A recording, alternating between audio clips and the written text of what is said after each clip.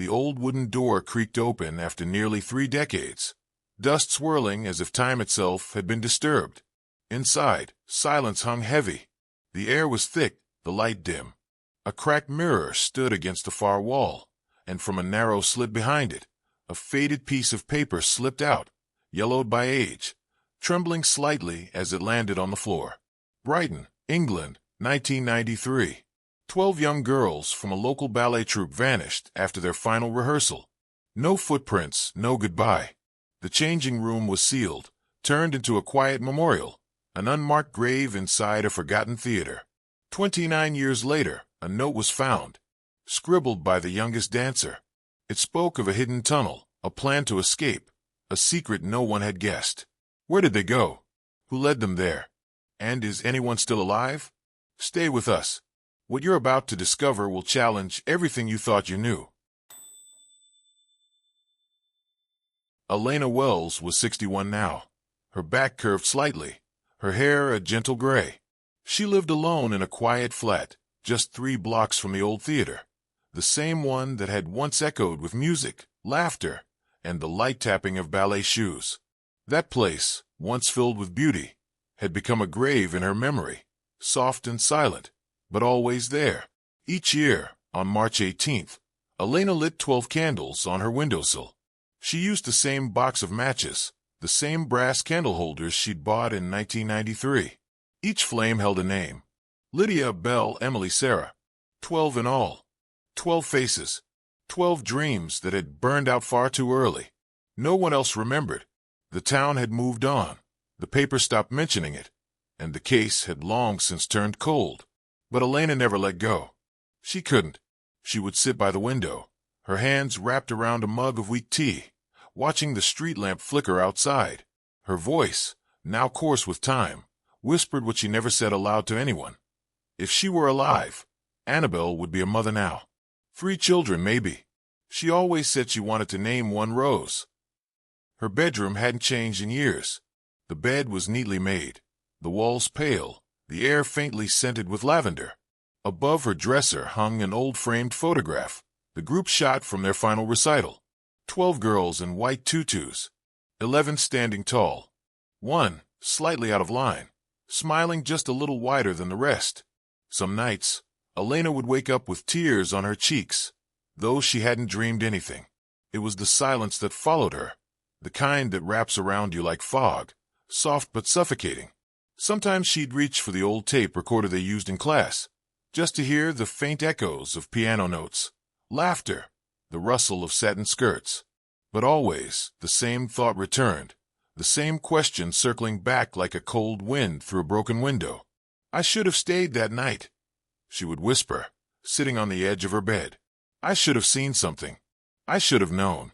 She kept a box under her bed, filled with keepsakes from each girl. A ribbon, a dance shoe, a folded thank you note.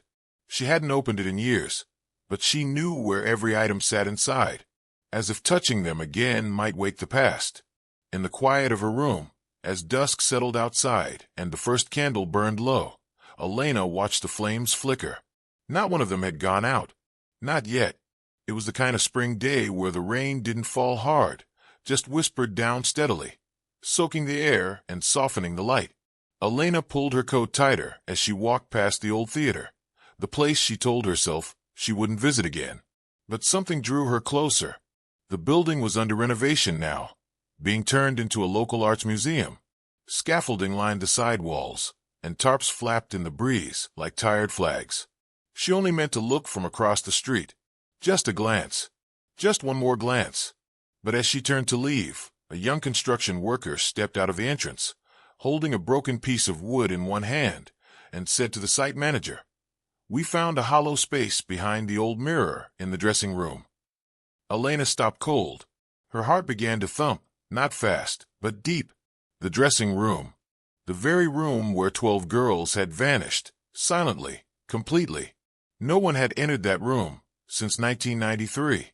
It had been sealed off, left untouched, like a wound no one dared reopen. People said it was where they were last seen. Some claimed it held the answer. Others said it should stay buried. She didn't ask for permission. She simply walked in. The air was thick and sour. The lights buzzed low overhead. Dust floated through the room like tiny ghosts, each step echoing faintly on the worn wooden floor. There, in the far corner, stood the mirror, tall, cracked through its center, edges dulled by time. Elena stepped closer. Her own reflection was faint, barely formed, but behind the glass, there was something more. A narrow slit ran along the frame, and in that slit, yellowed and brittle, a piece of paper waited. Her fingers trembled as she pulled it out. The ink had smudged in places, but the message was clear. If someone finds this, please follow the path. Mystery of the locked room. We were not taken. We ran. Belle. Elena felt her knees weaken. She leaned against the wall, staring at the paper as if it might vanish in her hands. Belle. Annabelle Morris, the youngest of the girls. 13 years old, shy but bright, always writing in her notebook, always the last to leave rehearsal. For nearly 3 decades, the world believed they'd been kidnapped, that someone took them. But here, in her fragile handwriting, Belle was telling a different story. They weren't taken. They chose to disappear. But why? And how had no one seen this note all these years? Outside, the rain tapped gently against the windows, as if nature itself were holding its breath. Inside, Elena stood still, the paper pressed against her chest, heart pounding with a single, echoing thought. What were they running from? Elena sat at her kitchen table, the note lying flat beneath a piece of clear glass, weighted at each corner with teacups. She copied it word for word in a small leather notebook, her handwriting slow, deliberate, every letter trembling just slightly. Then she picked up the phone and dialed a number she had not used in nearly 20 years. Judith Morris answered on the 3rd ring. Her voice was slower now, older, but still carried the same quiet strength Elena remembered. When Elena mentioned the name, Annabelle, there was a pause. A long one. Belle. Judith's voice cracked. Are you sure? That note, when was it written? Where did you find it? Elena explained, gently, every detail. The mirror, the hollow space, the faded ink, the signature at the bottom. There was no sound on the other end. Then Judith whispered. She used to leave me little notes like that, folded into her pillowcase. But the moment didn't last. Later that evening, Judith's sons arrived. Grown men now, both in their 50s, both quiet but firm. They listened to Elena, looked at the copy of the note, and shook their heads. Mom, this doesn't mean anything, one said, keeping his tone polite but distant. It's probably a prank. Or someone confused a different Belle with Annabelle. We've made peace with what happened, the other added. Please don't pull her back into this. She's too fragile. Elena didn't argue. She simply folded the note carefully and slid it between the pages of an old photo album, right next to a picture of Belle holding a sunflower, smiling in the sunlight of a summer long gone. But inside her, a quiet storm brewed. What if she was wrong? What if this stirred up pain for nothing? But what if she was right? She sat by the window that night, the album on her lap, her eyes tracing the faded edges of old memories. The note wasn't random. The phrase, mystery of the locked room, had been used before. She remembered Belle clearly, curled up in the corner of the studio, writing stories in her notebook while the others stretched and laughed. One day, Belle had shared a short story with her, a mystery, about a locked room, about girls who vanished to escape something no one could see. Elena rose, went to her hallway cabinet, and opened a drawer she hadn't touched in years. Inside was a small spiral notebook, the cover frayed, pages slightly curled. She opened it. There, on the first page, in Belle's precise, slanted handwriting, was the title, The Mystery of the Locked Room. Only those who dare walk into the dark will ever find the light. Elena sat down slowly, the notebook resting in her lap. Her hands shook. Belle hadn't written that note as a cry for help. She had written it as a map, a message, a plan. Someone had helped them. That much was clear now. Someone had known. But the question pressed harder than ever. Who helped 12 young girls vanish? And what were they running from? The next morning, Elena walked to the city library. The air was cold, damp, the kind that made her joints ache. She moved slowly but with purpose, her steps steady. The librarian, a kind young man, helped her pull the blueprints of the old Brighton Theater from the archives. The papers smelled of dust and time. At first, nothing stood out. But then, in the margin of a 1979 schematic, she saw it, a narrow tunnel, marked maintenance access. It connected the dressing room to the edge of the woods behind the theater. It had been sealed off years before. The annotation read, "For public safety." Elena copied the location onto a torn page from her notebook, folded it into her coat pocket, and left without a word. Later that afternoon, she reached the tree line behind the theater. The air smelled of wet leaves and rust. She followed the faint remnants of a path, nearly overgrown now. Thorns snagged her sleeves. Her boots sank slightly into the mud. At the base of a hill, half hidden by vines, she found the entrance, a short flight of stone steps descending into the earth. The handrail was covered in moss. Cobwebs stretched across the passage like silent warnings. A rusted iron grate blocked the way. But someone had been here before. The metal had been cut, not cleanly, but enough for a small body to slip through. The edges were jagged, rust flaking onto the stones.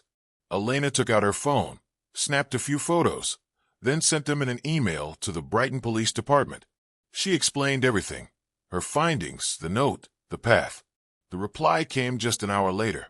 There's insufficient evidence to reopen an investigation into a case of this age. She stared at the message, her fingers curling around the phone. 30 years, she whispered, and still no one wants to look. The next day, she visited Jonathan Hale, the former police chief. His hands were thinner now, his hair almost white. He greeted her kindly, but with hesitation. She placed a note on the table, the photos beside it. He sighed. "We always thought they were taken," he said, eyes down. But there was no sign of forced entry. No broken locks. Nothing stolen. It was as if they evaporated. Elena leaned in. What if they weren't taken? What if they left? He didn't answer, but after a long pause, he picked up his coat. Together, they returned to the tunnel. With a flashlight in hand, Jonathan crouched beside the rusted grate. "It's been tampered with," he muttered. Elena stepped inside, the air thick and cold. The ground was soft with age. As they moved further down the tunnel, Jonathan knelt suddenly. "Look," he said. "Footprints. Small. More than one. Headed inward." In the far corner of the passage, beneath a broken beam, something white caught the light. Elena reached down, gently lifting a cloth ribbon, dirty and stiff. Her breath caught. Embroidered in tiny pink thread, the name Lydia. Lydia Carter, one of the 12. Elena held the ribbon to her chest, her eyes filling. The fabric still smelled faintly of lavender and dust. That night, she sat awake in her kitchen, a candle flickering beside her. The ribbon lay in front of her on the table. Her thoughts ran in circles, slow and steady. If they ran, she whispered, then who were they running from? A week later, Elena visited the temporary exhibit at the town's museum. The building smelled like fresh paint and varnish, but the back room, the one holding the unsorted items from the old theater, felt different, colder, quieter, as if time had settled there like dust. In the far corner, beneath a canvas drape, and beside a stack of empty crates, sat a wooden box, faded, chipped, with a faint line of chalk across the lid. Props, 1993. Not in use. She hesitated, her fingers hovering over the lid. Then, slowly, she opened it. Inside were 12 pairs of ballet shoes. Satin worn thin, sole-stained and soft, each pair tied with a fraying white ribbon. Some were still loosely knotted, others tangled together as if hurriedly thrown in. But it was the 12th pair that made her blood run cold. Tucked inside the right shoe, almost invisible beneath the curled toe, was a folded scrap of paper. Elena reached for it with trembling fingers. The edges were brittle, the center slightly damp. She unfolded it. A hand-drawn image of a door. No frame, no handle, just a simple, shadowed outline. And beneath it, in crooked, uneven lettering, "The door opens when courage steps past fear." Elena gasped. The handwriting was unmistakable, soft, slanted, with a looping G and a flat E. She had seen that handwriting in birthday cards, thank you notes, and tiny folded letters passed during rehearsals. It was Emily Clark's. Emily had always written letters. Long ones, thoughtful ones. She once gave Elena a poem after a fall during rehearsal. She once asked, in writing, if she could dance to Chopin instead of Mozart because Chopin makes my bones feel less sad. Elena clutched the paper to her chest. This was no coincidence. They had left traces, but only for someone who knew where to look. That evening, the rain returned, light, steady, tapping softly against her window. She sat on the living room floor, the lamp casting long shadows on the walls. In front of her, spread out across the rug, were the clues. The map from the library, Belle's hidden note, Lydia's ribbon, Emily's sketch of the door. Everything pointed in the same direction. One place, one door, one truth. The next morning, Elena returned to the tunnel. The air was thick, damp, the ground slick with moss.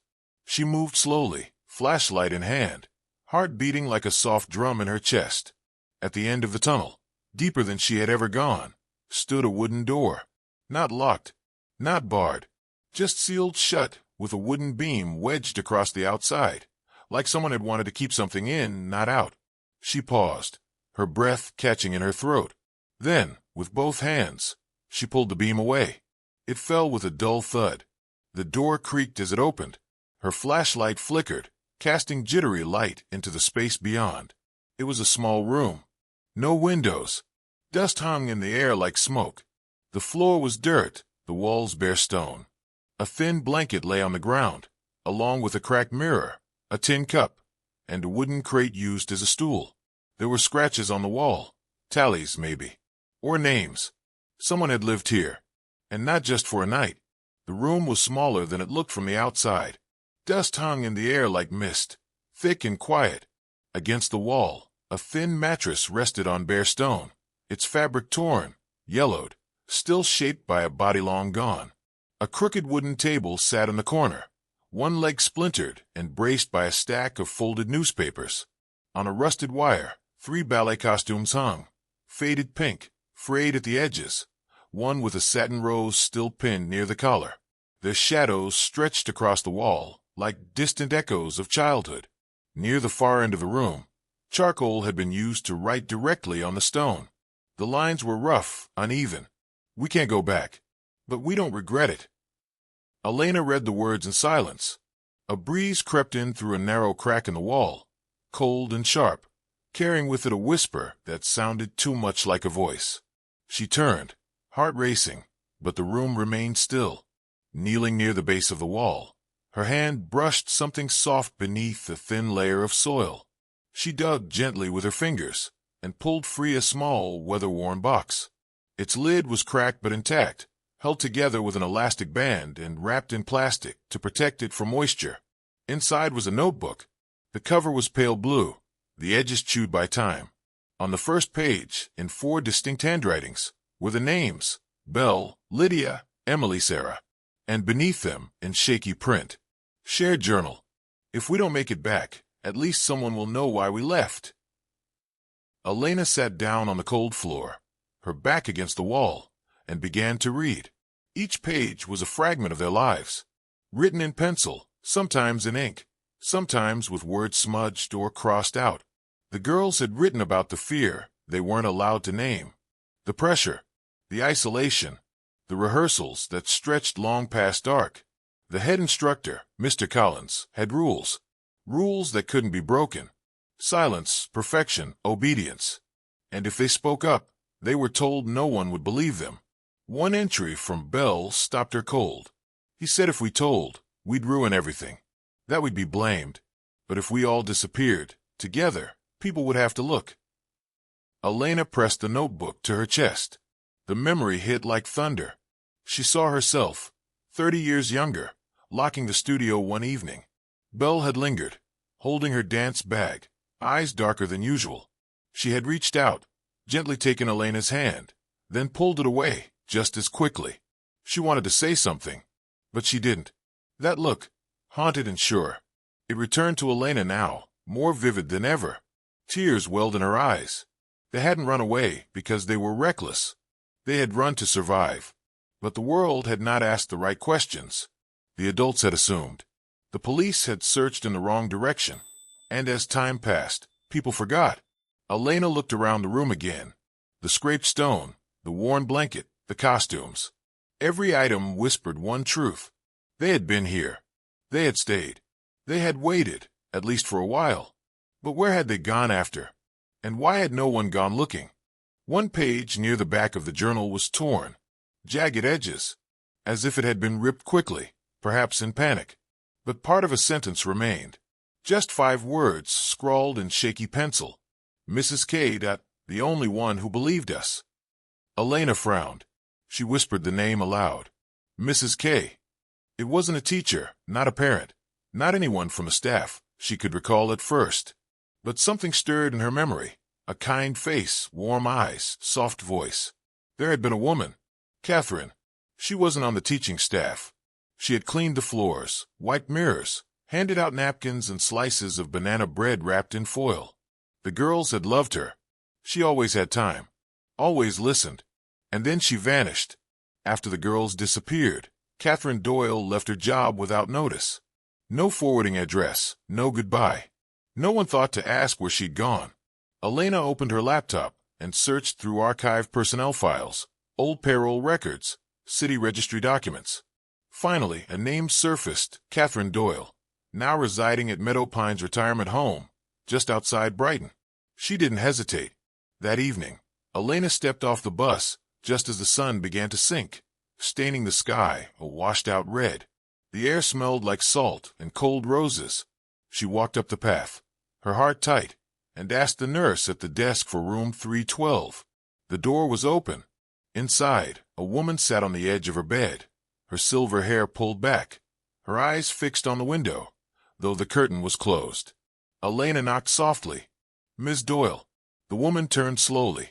Her gaze was distant, tired. When Elena said the name Annabelle Morris, everything changed. Catherine's face stiffened. Her breath caught. They're alive, she whispered. At least some of them are. Elena stepped closer, her voice trembling. Please, tell me what happened. Catherine nodded. Her voice was low, brittle. I saw things, she said. Mr. Collins, he wasn't just strict.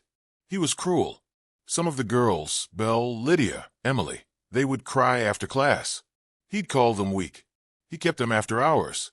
And when I tried to speak up, she stopped, looked down at her hands. He told me I'd be out on the street. And I was. The next week I was gone.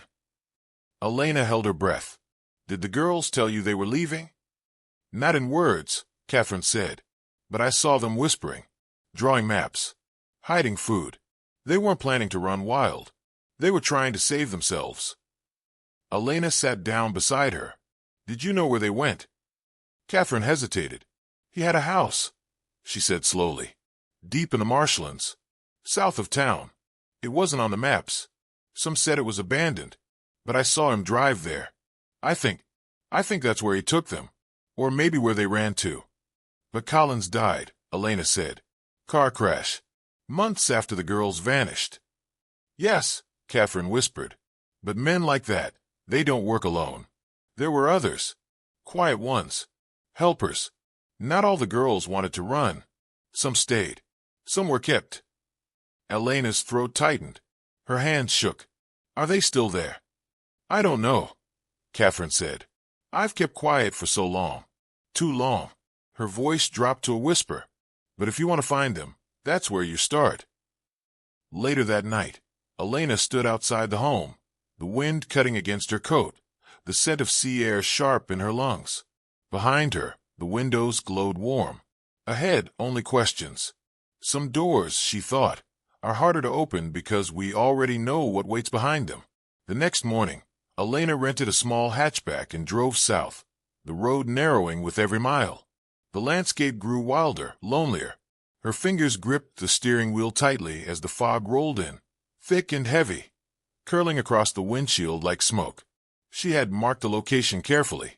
On the back of an old theater blueprint, the words Marsh End House were circled in pencil. The estate had once belonged to Edgar Collins. Records dated back to the early 1980s. After his death, it vanished from public listings. The last stretch of road turned to gravel, then to dirt. Mud clung to the tires. Branches scraped the sides of the car. She had to stop. The rest would be on foot. She left the car tucked under a leaning pine and stepped into the mist. The trees closed around her. The earth sucked at her boots. For over an hour, she moved in near silence, broken only by the distant call of a crow and the sound of her own breathing. Then she heard it. Soft, measured, a footfall behind her. She stopped, turned. Nothing. Her heartbeat pounded in her ears. She moved faster, brushing aside branches slick with dew. Then through the fog, the shape of a house emerged, low, dark, roof sagging with age. But it wasn't abandoned. On a dead tree nearby, a modern security camera blinked, barely visible. It had been installed recently, its metal clean, wiring new. It didn't belong to a house untouched for 3 decades. Someone was watching this place. Elena pulled out her phone to take a picture. She raised it, clicked. Then again. But the signal dropped. The screen flashed red. No service. A chill moved through her. Not the cold, but something deeper. A feeling in her bones that something wasn't right. The sound came again. Footsteps. This time closer. She ducked into a thicket, crouching low. Thorns scraped her arms. Her breath caught in her throat. Through the leaves, she saw a man walking toward the house. He wore a high-visibility vest, heavy boots, and carried a canvas bag, stamped with the logo of the Brighton Museum. Elena's stomach turned. What was someone from the museum doing here? Unless he reached the porch, unlocked the front door, and disappeared inside. She raised her phone, snapped 2 more photos, then slowly backed away. But her foot landed on a dry branch. It cracked. The man turned sharply, eyes scanning the fog. "Is someone there?" he called. His voice was flat, cold. He stepped forward, pulling something from his bag, a small silver canister. Pepper spray. Or something worse. Elena froze. If he saw her, if he caught her, there would be no one to call. No signal. No help. She turned to run, and collided with a body. "Easy," a voice said. A voice she knew. Jonathan, the former police chief, held her firmly. "We're leaving," he whispered. She could barely speak. "How did you?" "Your GPS pinged once before the signal dropped. I figured you wouldn't wait." He helped her step back through the trees, his eyes on the man ahead. The figure stood still for a moment, then turned, heading inside once more. They didn't stop until they reached the car. The mist was thicker now, swallowing the house behind them. Elena sat in the passenger seat, her hands shaking. He was clearing something, maybe hiding it. He had museum access. Jonathan started the engine. Then he's not working alone. And as they drove away, the question hung between them, quiet, sharp, unforgiving. What exactly was hidden inside Marsh End House? The following morning, Elena sat across from Jonathan in a quiet corner of the local police station. A folder lay open on the desk. Inside were photographs she had taken at Marsh End. The modern surveillance camera, the man with the museum bag, the hidden trail through the marsh. Jonathan spoke with calm authority. "That house isn't abandoned. And that man, he's connected to someone on the inside. We have enough now to request an emergency investigation." At first, the officers hesitated. Too old. Too unclear. Too many missing links. But then, one young woman stepped forward. Her badge glinted under the fluorescent light. Her name was Officer Rachel Levin, and her mother had been one of the 12 missing dancers. She didn't need convincing. "If there's even a chance someone's alive in there," she said, "we don't wait." That night, just past 1 a.m., a small special response team approached Marsh End through the backwoods. Fog clung to the trees. Night birds scattered at the sound of boots. Inside the house, the air was still. Cold. Dust rose with every step. Upstairs, in a boarded-up bedroom, they found what looked like a closet, but behind the paneling was a narrow crawl space, just wide enough to fit a person. It sloped downward into the dark. The team descended. Beneath the house, they found a hidden basement, not on any map or blueprint. The walls were damp, the ceilings low. One hallway stretched further than the others. Hand-drawn pictures lined the right wall, drawings of girls in tutus, childish scribbles of stars and trees. Each was signed with a name. A voice broke the silence. Faint, dry, like leaves underfoot. "Lydia, are you still there?" It came from behind a locked door. The team forced it open. Inside, under the pale flicker of a dying bulb, sat 3 women. Thin, pale, their hair graying at the edges, their eyes sunken but alive. One woman flinched when she saw the uniforms. She backed into the corner and whispered, "Don't make them angry. They said if we left, you'd all die too." Medical staff rushed in. Blankets, water, gentle voices. One of the women, more lucid than the others, looked up and saw Elena standing in the doorway. She gasped, "Are you Miss Elena? Belle said you'd come."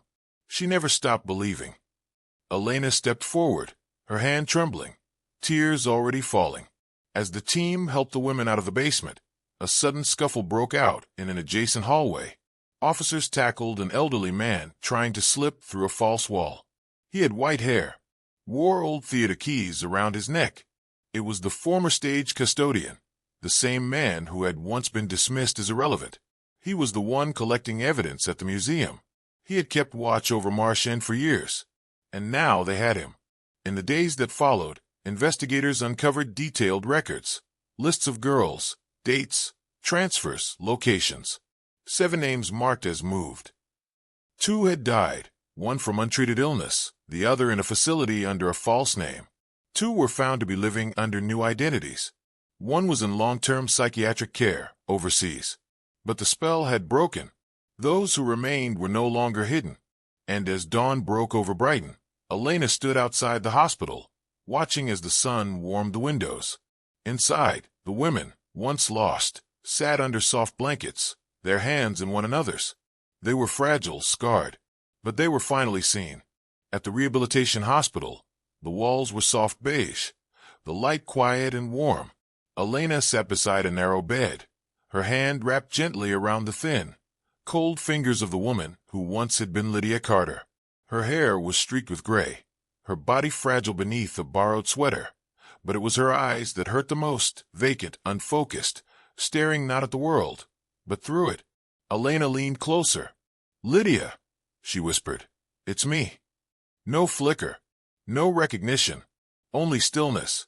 From the pocket of her coat, Elena pulled out a small white ribbon, its edges stained with time, the name Lydia still visible in pink thread. She held it up slowly, her voice trembling. "The last time you danced," she said, "you tied this to your right wrist. You said, if I ever lose it, don't worry. That just means I'm still out there somewhere." Lydia's eyes locked onto the ribbon. Something flickered. Her lips parted. A tear slid down her cheek. Her hand lifted, shaky, hesitant, and she reached for the ribbon. Her fingers touched it like it might disappear. And then she crumbled into Elena's arms, her body shaking with sobs. "You came back," she wept. "You didn't leave us. You really came back." Elena held her tightly, her own tears falling into Lydia's hair. The room around them blurred, but the moment was sharp, like breaking through ice to breathe again. From the hallway, soft footsteps echoed. Judith Morris stepped inside, her coat draped over her shoulders, a knitted red scarf wrapped around her arms. In her hands, she held a cloth doll, its dress faded, one eye slightly loose. Wrapped inside it was a small red baby blanket. She paused in the doorway, looking older than Elena remembered, smaller, but steady. In the far corner of the room, a woman sat quietly, her back straight, her gaze fixed on the floor. She looked up, and her eyes caught the doll. Her breath caught. She stood slowly. Her hand shook. Her voice cracked. "That's mine," she whispered. "That's Belle's. That's mine." Judith didn't speak. She stepped forward and placed the doll gently on the bed. She didn't reach out. She only looked. The 2 women, mother and daughter, stood across from one another. No hugs, no gasps, just silence, deep and wide and ancient. Belle looked down at the doll, then up at Judith. "Mama," she said, her voice almost too soft to hear. "You still waited?" Judith nodded. Her tears were quiet. "I never stopped." She reached forward, just enough to touch Belle's hand. "God didn't take you from me," she said. "He just gave you a longer way home." Weeks passed, then months. Belle, Lydia, and the other survivors began treatment, some physical, some psychological, most slow and delicate. Not everything returned. Not every memory stayed. But names began to stick. Laughter came back slowly. Doors were left open again. The past didn't vanish. It never would. But they weren't stuck in it anymore. Elena spent her mornings writing, her afternoons visiting the hospital. She used a black notebook, the same kind Belle once loved. The title, written in simple block letters on the front page, was the name from that note in the mirror. Mystery of the Locked Room. She wrote for them, for the ones who made it back, for the ones who didn't, for the ones still waiting. And on quiet mornings, when the rain slid softly down the windows, she believed, deep in her heart, that they had all come home. 29 years is almost a lifetime. For some it is. For others, it's the time it takes to find your way back. Not because you were lost, but because the world forgot to look.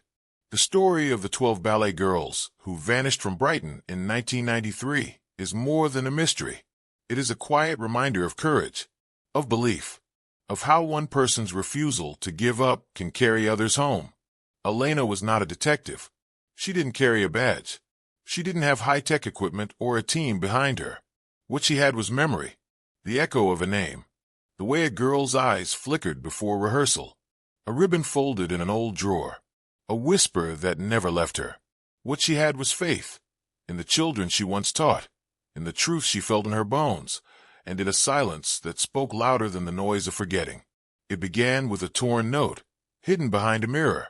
It ended with trembling hands and arms wrapped around shoulders in a sunlit room, where breath returned and names were spoken again. We don't heal by forgetting. We heal by remembering and returning. A line from an old sermon, or maybe something older, something true. Thank you for watching Hidden Stories. If this story moved you, leave a comment, share it with someone who still waits for answers, and let us know where you're listening from. And if you believe that some truths never fade, hit subscribe. We'll see you next time, where another long-forgotten secret might find its way back into the light.